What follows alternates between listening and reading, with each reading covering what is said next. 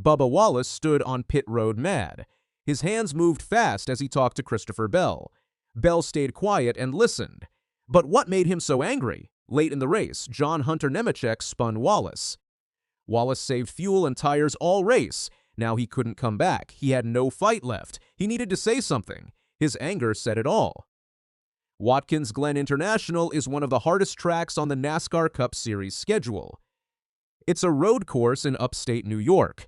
Drivers have to brake hard, turn sharp, and manage their cars on asphalt that demands precision. Every lap counts. Every turn is a test. One mistake and you lose positions. One bad call and your whole race falls apart. Bubba Wallace brought his number 23 Toyota to Watkins Glen ready to compete. He had prepared for weeks. His team studied data. They looked at lap times from practice. They planned strategy. They wanted to run clean and finish strong. Wallace is a talented driver. He knows how to handle road courses. He has speed. He has racecraft. Watkins Glen looked like a chance to show what he could do. But plans mean nothing if the race doesn't go your way. Race day came and Wallace rolled out for the opening stage. The field was 39 cars deep. Competition was fierce. Every driver wanted points. Every team wanted to run up front. Wallace started his race from a specific spot. He got his car up to speed. He began making moves. Early on, he was running in the middle of the field. Not perfect, but not bad. The race was just getting started. His team made a key call early. They decided to save fuel. They decided to save tires. This wasn't random. This was strategy.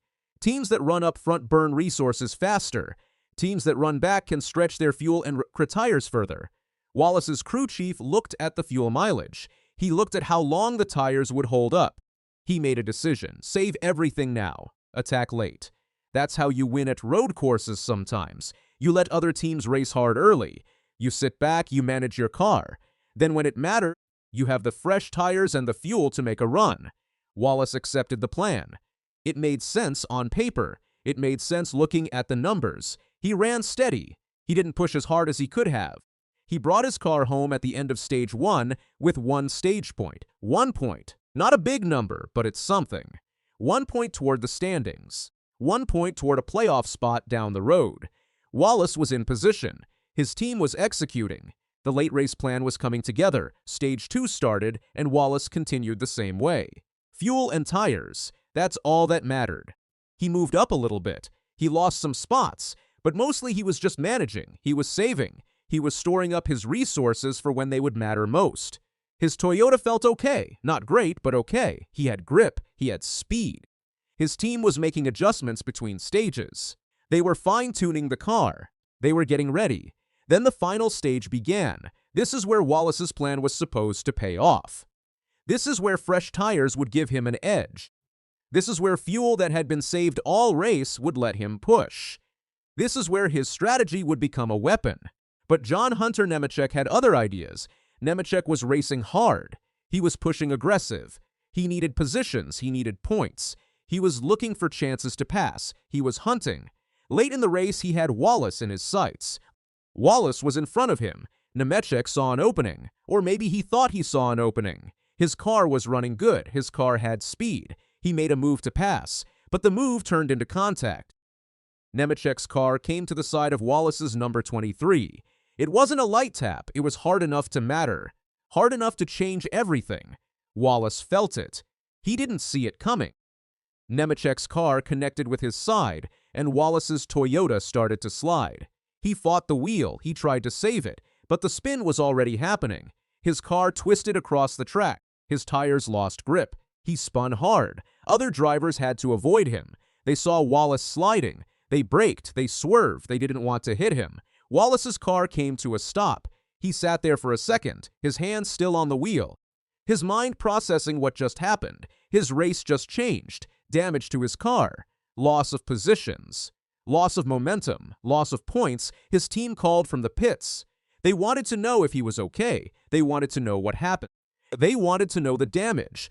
Wallace told them what occurred. Contact from Nemechek. Car spun. There's damage. He could still drive it, but it wasn't right. The handling was off. The damage had changed how his Toyota felt. He got going again. He stayed in the race. But now his saved fuel and tires didn't matter the same way. His car was hurt. He couldn't push as hard. His car wouldn't respond the way he wanted. Every lap felt wrong. Every turn was harder. The damage cost him speed. Defenseless is what he was. That's what the fuel and tire savings had created. A car built to attack late, now unable to attack because it was broken. All those laps of saving, all those miles of managing, all of it gone because of one moment of contact that wasn't even his fault. Wallace limped across the finish line. P29, 29th place. That's where his Watkins Glen race ended. Only one stage point for the whole event. One stage point. That's what he had to show for his entire day. His strategy failed not because it was bad, but because a spin took away his chance to execute it. He got out of his car and something inside him snapped. After crossing the line, Wallace didn't head to the garage. He didn't go debrief with his team. He had somewhere else to be. He had something he needed to do. He had something he needed to say. He found Christopher Bell on pit road. Bell had finished ahead of Wallace. Maybe Wallace thought Bell was connected to what happened. Maybe he just needed someone to talk to. Maybe he just couldn't hold it in anymore. Whatever his reason, pit road is where it happened. Wallace walked up to Bell and he was on fire.